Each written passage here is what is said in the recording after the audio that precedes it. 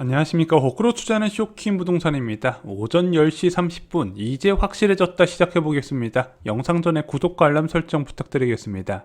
자, 오늘 증시가 크게 출렁거렸습니다. 간밤에 미국 증시도 좀 약세장이 있었거든요. 뭐 그렇게 많이 떨어진 건 아니지만 워낙 상승세를 지속하던 장세기 때문에 뭔가 있냐 싶었죠. 자, 그리고 그 다음날 한국 증시는 큰 폭의 하락을 한 채 마감이 됐습니다. 장 초반에 약세장인데 오전에 어떤 이슈로 인해서 갑자기 급락장세로 바뀌게 돼버려요.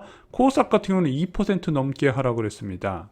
자, 미국의 약세장은요, 물가 관련 지표 때문이었습니다. 생산자 물가 지수가 발표가 됐는데 8.6%예요. 예측치보다 낮긴 했지만 여전히 고물가 우려가 지속되고 있더라. 그래서 이거 내년 2분기 정도면 물가 안정된다고 했는데 지금쯤이면 PPI 좀 줄어들어야 되는 거 아니야? 오히려 8.6% 굉장히 높은 수치를 이어가고 있다는 거죠. 미국 그런 생산자 물가 지수도 예측치 6.8%에 부합하는 전월 대비 동일한 수준으로 높은 결과가 나왔습니다.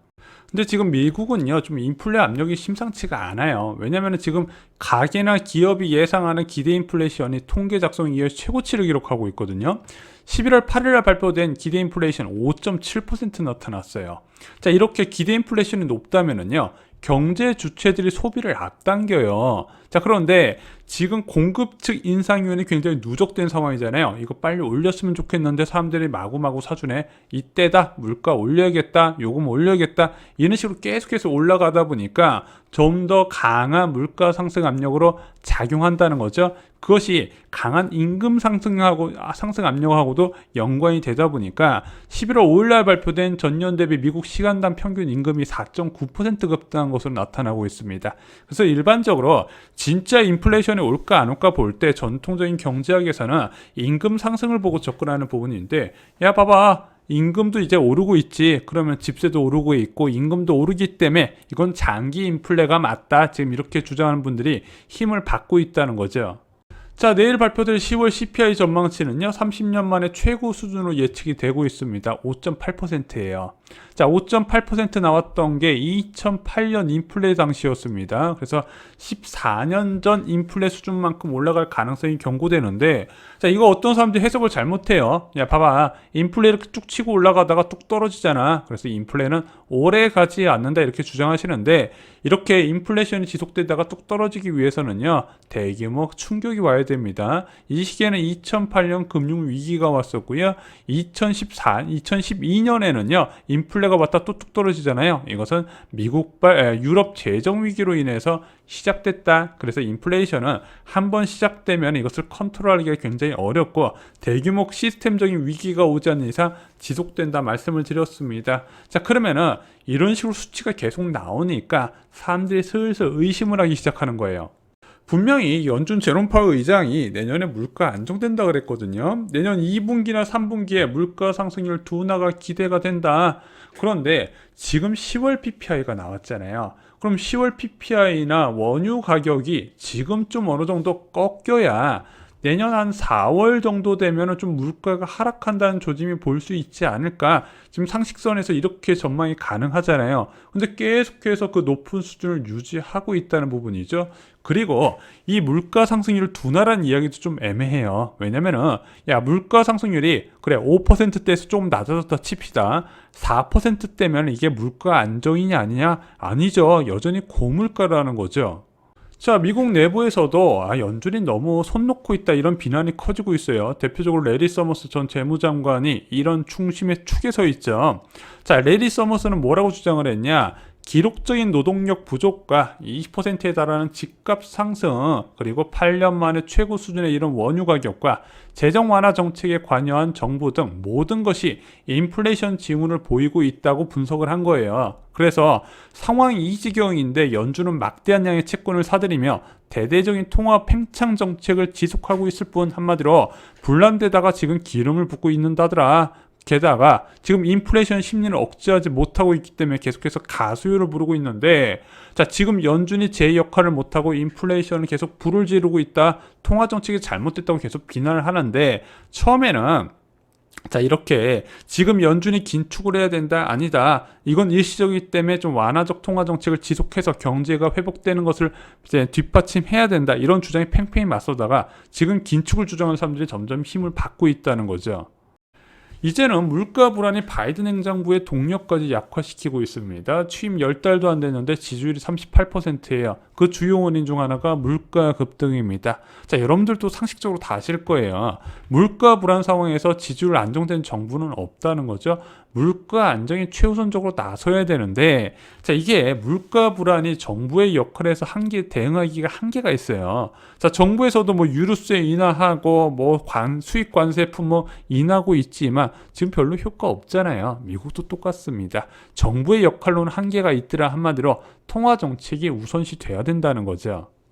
자, 이런 상황에서 신임 연준 의장이 이제 지명이 돼야 됩니다. 자, 그래서 제롬 파월 의장을 연임시킬 것인가, 아니면 새로운 인물을 내세울 것인가, 그 부분을 결정해야 되는데, 지금 물가 불안이 이렇게 가속되다 보니까 제가 볼 때는 비둘기적 성향보다는 매파적 성향을 이제 선호할 가능성이 높아지고 있다, 이렇게 보여지고 있는 거죠.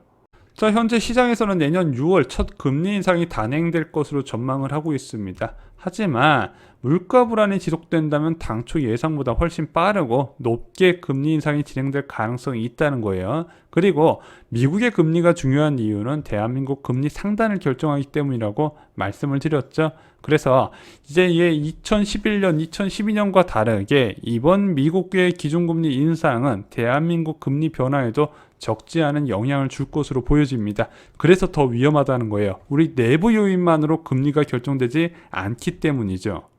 자, 한국 증시는요, 오전에 약세장에서 급락장으로 바뀌었습니다. 바로 10시 30분에 발표된 지표 때문이죠. 어떤 지표였을까요?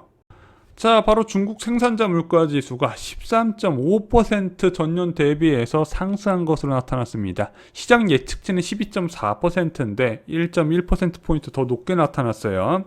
통계 작성 이후에 최고치라고 합니다. 1990년대에도 23%대가 나오긴 했었는데 이번에 나온 수치를 넘지는 못했거든요. 자, 그러다 보니까 야, 이거 물가 불안 생각보다 심각하구나. 아무래도 투자 심리 위축으로 이어졌다는 겁니다. 야, 왜 중국 생산자 물가를 우리가 알아야 되냐? 일반적으로 중국은요, 전 세계 내 공산품을 수출하는 국가입니다. 그래서 메이드 인 차이나의 요금을 결정하는 것이 바로 이 PPI, 생산자 물가 지수라는 거죠. 그래서 이 생산자 물가 지수, 중국에서 나온 자료를 전 세계 인플레이션 척도로 기준을 삼고 있습니다. 그래서 생산자 물가 지수가 급락하게 되면 디플레이션을 수출하고, 생산자 물가가 급등하면 인플레를 수출한다, 이런 이야기가 많이 나오고 있는 거죠. 실제 대한민국에 시차를 두고 한 3, 4개월 정도 시차를 두고 영향을 주게 돼 있습니다. 그러면은 지금 10월 중국 PPI가 이렇게 높게 치솟았으면은 적어도 내년 1월 또는 2월 정도에서는 대한민국 소비자 물가에서도 영향을 받는다는 부분이죠. 자, 그런데 중국의 생산자 물가 지수가 치솟는 게 과연 주식시장에만 악재일까요?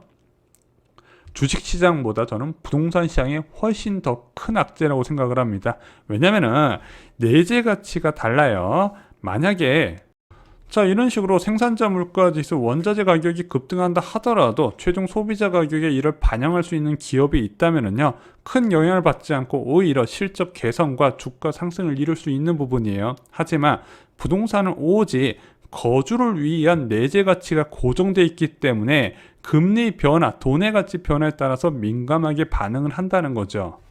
자, 오늘 10시 30분에 발표된 중국 PPI가 왜 의미가 있냐? 이 10월 PPI가 사상 최고치라는 건요, 내년 1분기 한국 물가도 고물가를 지속한다는 뜻입니다. 그래서 대한민국의 한국은행이 8월에 전망한 경제 전망에서 물가 전망 수치가 나오거든요.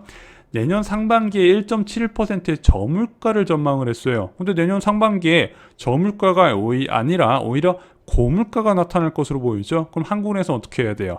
더 빠른 긴축으로 이어질 수 있다는 거죠. 자, 미국보다 먼저 긴축을 선택한 한국, 8월 달에 금리 처음으로 올렸고요. 10월 달에도 금리를 올려야 된다는 소수 의견이 2명이나 있었어요. 자, 왜 금리를 올렸냐? 금융 불균형 방지를 위해서 금리를 올렸었던 겁니다. 그래서 물가 불안에 따른 금리 인상이 아니라 부채가 너무 증가해서 장기적인 저금리 기대감을 꺾으려고 금리를 올렸다는 거죠. 자, 물가 불안 시기가 장기화될수록 부동산은 위험하다 말씀드렸습니다. 왜냐? 기준금리가 자주 높게 올라가기 때문이죠. 자, 그런데 이 기준금리가 지금 1.25%까지는 그냥 올라간대요. 왜? 물가 불안과 상관없이 금융 불균형 방지 목적으로 코로나19의 긴급 조치를 회수한다는 거죠. 그래서 이주랑운의 총재 임기 전에 1.25%까지 간다는 거의 지금 기정사실화가 됐습니다.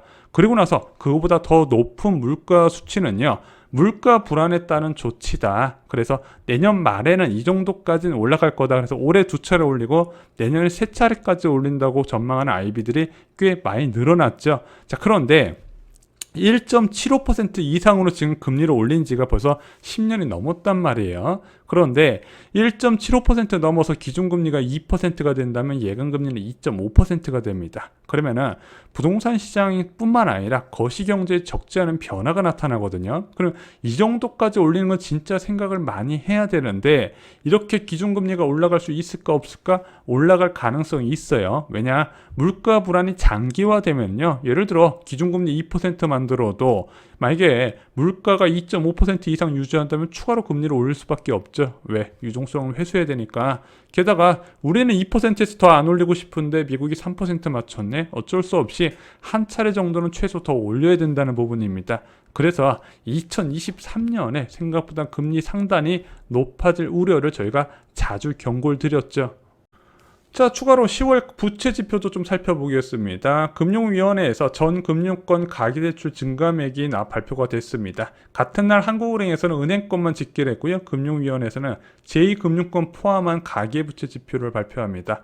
자, 5.2조 원 증가했대요. 결론부터 말씀드리면 먼저 주택담보대출이 5.3조 원, 그중에서 전세자금대출이 2.2조 원 수준이었습니다. 신용대출을 포함한 기타 대출은 0.8조 원 증가했다고 하네요. 자, 그런데 이 부채 지표를 볼 때 중요한 게 뭐냐면요, 전년 동기 대비 증가율입니다. 8.6% 증가한 것으로 나왔어요.